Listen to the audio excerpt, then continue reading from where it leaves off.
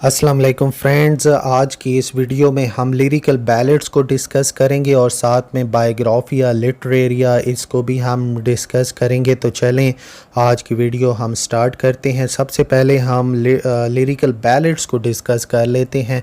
तो lyrical ballads जो थे एक कलेक्शन थी जो 23 पोएम्स की। ये कलेक्टिवली विलियम वर्ड्सवर्थ और सैमुअल टेलर कॉलरिज ने इनको पब्लिश करवाया था 1798 में, और यहीं से रोमांटिक एज जो थी वो स्टार्ट हुई थी। लिरिकल बैलेट जो हैं वो स्पीयर हेड थे रोमांटिक एरा के, और यहीं से ही जो रोमांटिक एज है वो स्टार्ट हुई थी। वर्ड्सवर्थ जो थे उन्होंने कॉमन लोगों के बारे में, कॉमन पीपल के बारे में लिखना का फ़ैसला किया, और उन्होंने पोएटिक डिक्शन जो थी ऐसी चूज़ की जो कि आम लोगों की थी, जो कि रस्टिक लोगों की थी, जो कि गांव में रहने वाले लोगों की ही पोएटिक डिक्शन जो थी उन्होंने चूज़ की थी। कॉलरेज जो थे वो भी इसी बिलीफ पर ही यकीन रखा करते थे, लेकिन वर्ड्सवर्थ था, आपने याद रखना है, वो पोएट ऑफ नेचर थे, वो नेचर के ऊपर बहुत ज़्यादा लिखा करते थे।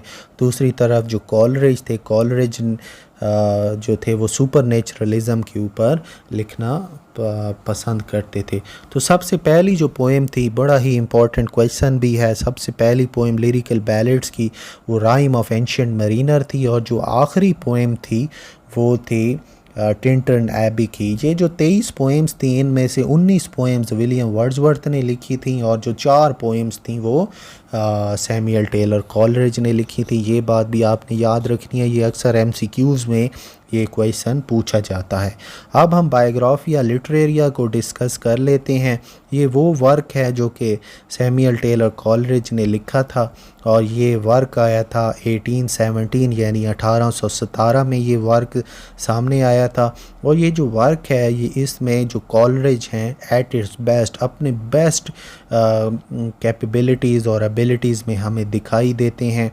और सैमुअल टेलर कॉलरिज जो हैं ये उनकी ऑटोबायोग्राफ़ी भी हम कह सकते हैं। इसके अंदर उन्होंने अपनी एजुकेशन के बारे में भी बताया है, स्टडीज़ के बारे में भी बताया है, और उन्होंने वर्ड्सवर्थ के ऊपर तनकीद भी की है, जो कि उनकी थ्योरी थी जो कि उन्होंने लिरिकल बैलेट्स में दी, उसके ऊपर इन्होंने तनकीद भी की है।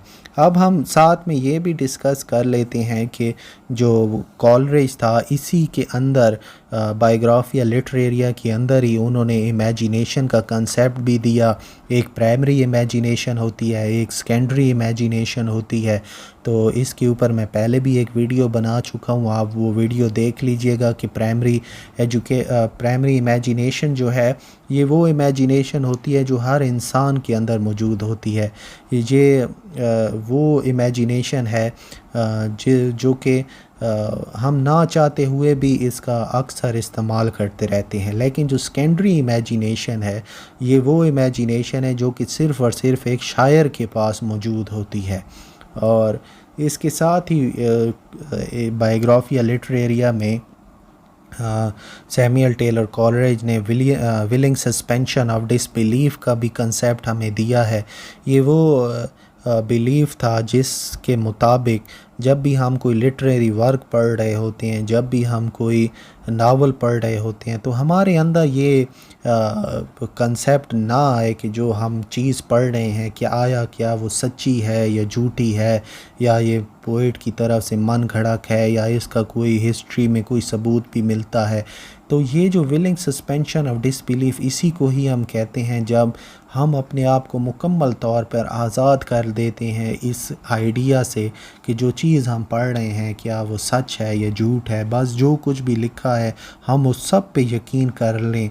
इसी को ही विलिंग सस्पेंशन ऑफ डिसबिलीफ कहते हैं।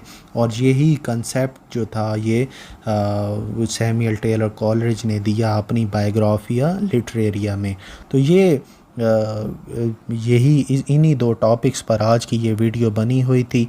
तो लिरिकल बैलेट्स को हम ज़रा समराइज़ करें तो ये वो वर्क था जो कि सैमुअल टेलर कॉलरिज और विलियम वर्ड्सवर्थ ने मिलकर लिखा। ये शुरुआत थी रोमांटिक एरा की। वर्ड्सवर्थ ने अपने प्रेफेस के अंदर लिखा कि वो आम लोगों की जो लैंग्वेज है उसको चूज़ कर रहे हैं। और बायोग्राफी लिटरेरिया ये जो वर्क है ये सैमुअल टेलर कॉलेरिज का है, ये 1817 में सामने आया और ये ऑटोबायोग्राफी भी है। और सैमुअल टेलर कॉलेरिज अपने बेस्ट वर्क इसी को ही कहते हैं।